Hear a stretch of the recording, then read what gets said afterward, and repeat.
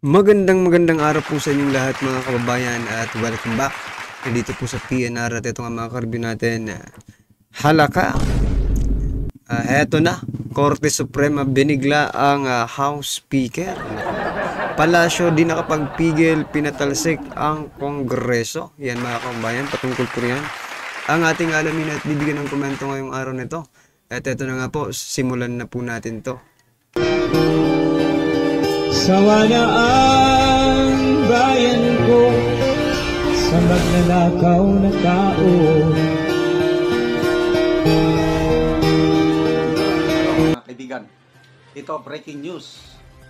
May isang grupo na nagsampa ng kaso laban kay dating Pangulong Rodrigo Roa Duterte sa Korte Suprema. So ano ang ikinaso at sinong grupo na naman ito na nagsampa ng kaso? Kay pakinggan natin itong balita ng Teleradyo Serbisyo. Bigyan po natin ang balita. Sa oras na 13 minuto bago mag-alas 11, disbarment complaint laban kay dating Pangulong Rodrigo Duterte. Inihain ng grupo ng karapatan at pamilya ng biktima ng extrajudicial killing. Ang flash report mula kay Steve Raz.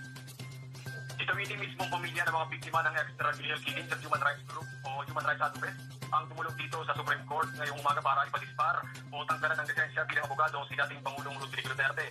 Napabanggit nga ni Cristina Palabay, Secretary General ng Karapatan, bahagi ang aksyon para mapanagot ang dating Pangulo sa mga paglabag nito sa karapatang pantao. Abangan lamang yung mga ilang detalye maya-maya sa Teleradyo Serbisyo at Radyo 630. Serbisyo mo sa Supreme Court, Brad, para sa Teleradyo Serbisyo at Radyo 630.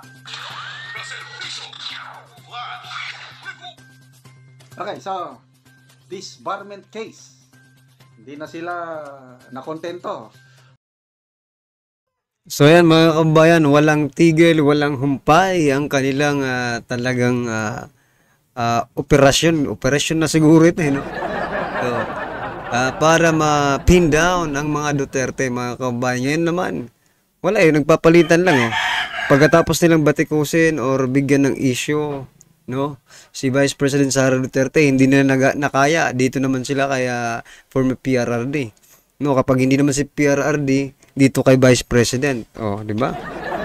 O ngayon, disbarment naman mga kabayan kay former PRRD. Pero sabi nga po ni Attorney Panelo, no?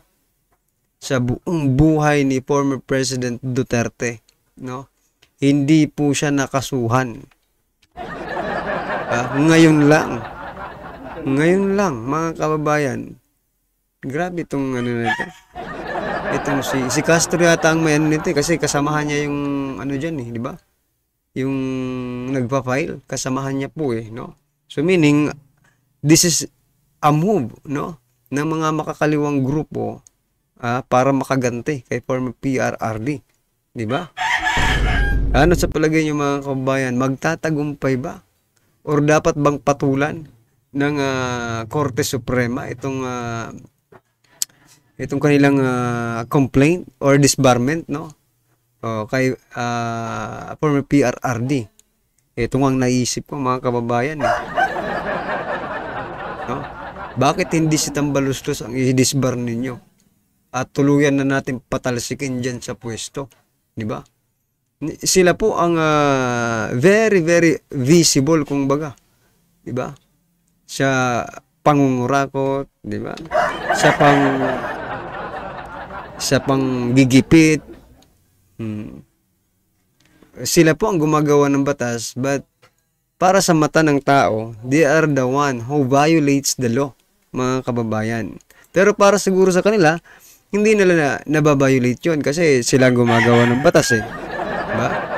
Pero para po sa atin na nakakakita ng mga hindi kaaya-ayang gawin, di ba? Ng isang public official.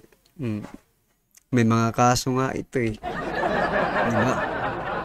So yan mga kabayan, kung papipiliin kayo, sino ba ang dapat madisbar at sino mapatalsik sa pwesto? Aba, isa lang ang magiging sagot yan. Di si Tambaluslos. Una, si Titi Sara, disbarment case. Ang isinampa sa kanya, si Mr. Larry Gadon ang nagsampa ng kaso. Isa pa ito si Larry Gadon, mga kaubayan. Siya nga itong nadisbar, di ba? Oh. Isang nadisbar na tao. Huwag na natin na attorney, hindi na to attorney. Isang nadisbar na individual, mga kaubayan, gustong magpadisbar ng Vice President, no? Bilang isang attorney. Nako po. Is Larry Gadon credible, mga kaubayan, to make the move na padisbar kay Vice President Sara Duterte? Mukhang hindi no? Mukhang hindi. Ang iisipin ng taong bayan, bayad ka Gadon, di ba? Gadon, magkano? Ang ingay-ingay mo noon, ngayon, hindi ka na namin naririnig. Ewan ko ba kung bakit, mga kabayan, pero bihir na lang po natin marinig si Gadon. Ha? Simula nang maging secretary ng poverty alleviation, itong si Secretary Gadon, mas lalong naghihirap ang mga mahihirap. Ano ang ginagawa mo? Diba? Para tulungan yung mga mahihirap. Bihira ka lang namin makita. Sweldo lang ba ang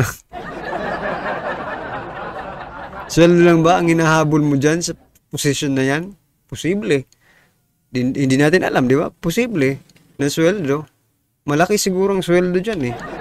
Pag head ka ng department, malaki siguro ang sweldo dyan. Tapos, tambay-tambay ka lang. Diba?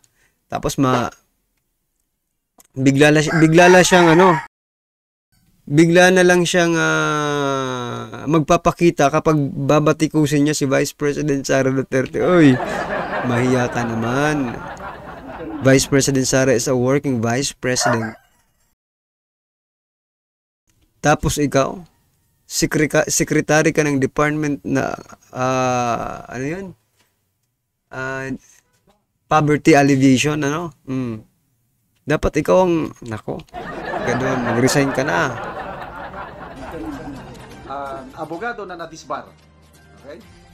Bago lang na nawalan ng lisensya bilang abogado si Mr. Larry Gadon. Gusto rin niya kung anong nangyari sa kanya, ganon din ang gawin niyo kay VP Sara. Nanakot pa siya na pag hindi daw aksyonan ng Supreme Court ang kanyang... Pero ito lang, mga kabayan, ha? Ako, personally, aaminin ko.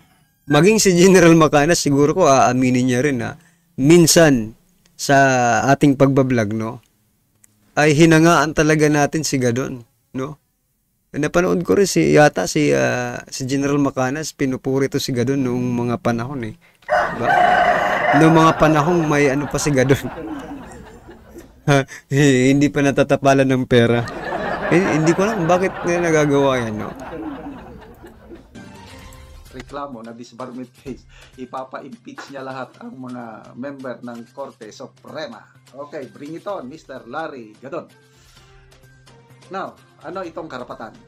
Karapatan, isa sa mga makakaliwang grupo. Legal ito, legal. It's legal front, mga kababayan. Kumikilos ng open, wala silang itinatago. Kailan ito, mga kasamahan ng makakaliwa. Correct.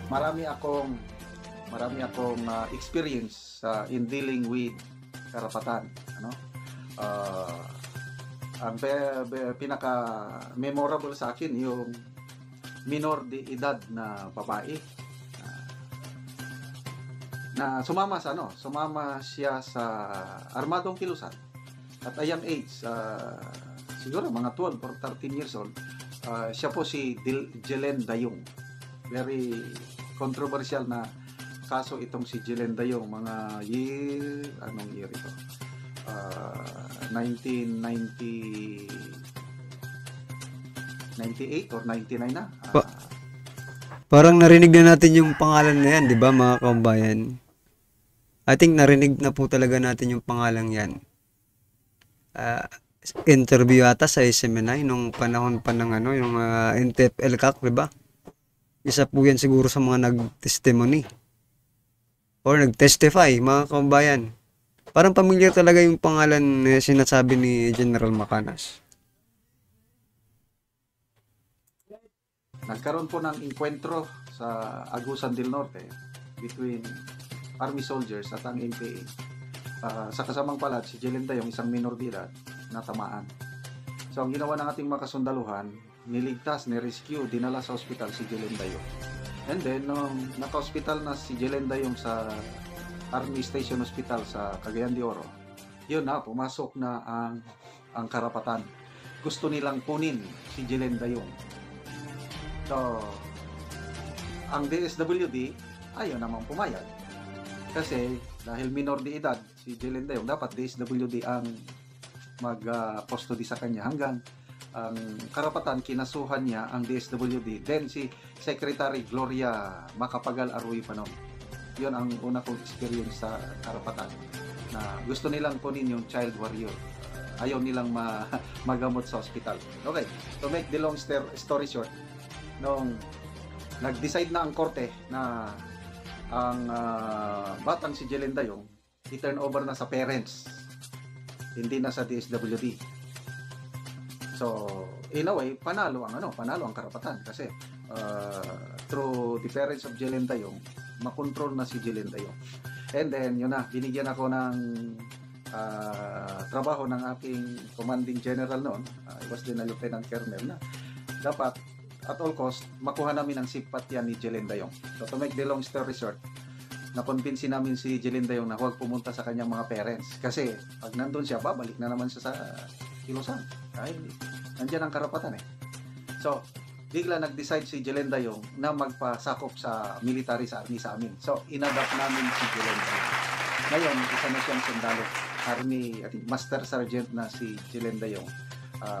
Si Jelinda lang isang success story ng mga child warriors na nasugatan, pinabayaan ng makakaliwa, gusto pang kunin ng karapatan, mabuti na lang at tama yung desisyon ni Jelinda yung na magpasakop sa amin sa army. Ngayon, sundalo na siya, Master Sergeant, malapit na rin siya mag-retire. So yan mga kabayan, napakaganda po ng story, no? Ni General Macanas patungkol po dito kay Ma'am Jelinda yung. Yan mga kabayan, palakpakan po natin. Sana ito sana po lahat ng mga bata na nanonood na nandyan po. Sa bagay, kung nandun po sila sa bundok, hindi po sila makapanood nito. But anyways, doon po sa kanilang mga magulang, please, sa atin po mga parents, please, mga karibin natin, don't let them go with the makakaliwa, no? Sa bagay, wala namang parents na talagang gugustuhin na maging ganun ang kanilang mga anak, no? Mga kababayan. Pero maging ganun pa man, mga karibin natin, sana wala nang mauto, no? Wala nang magpabola dito po sa mga makakaliwang grupo para mabawasan na ang mga batang nagugurgor diyan sa mga engkwentro na yan, di ba? Buti na lang at hindi nagurgor si Jelinda yung, di ba mga kababayan? O, palakpakan po natin. Nagbago siya. O, di ba? A very good story mga kababayan. Very inspiring doon po sa ating mga kabataan na nandyan. Kung ikaw ngayon, nandyan ka sa kinalalagyan na yan, you still have time. Meron ka pang pagkakataon. Meron ka pang oras. Malaki pang oras mo. No? Magbago. Huwag ka lang sumama sa kanila. Magbabago ang buhay mo. Kung ano man ang gusto mo, makakaya mo yan as long as malayo ka sa kanila. Iba kasi mga utak niyan eh. Iba po. So yan mga karibin natin, ano man po ang inyong reaksyon, opinion patungkol po sa video ito, i-comment lang po sa baba. Para at least alam po ng ating mga kababayan ang inyong opinion. Maraming salamat po. Sawa na ang bayan ko sa magnanakaw na tao.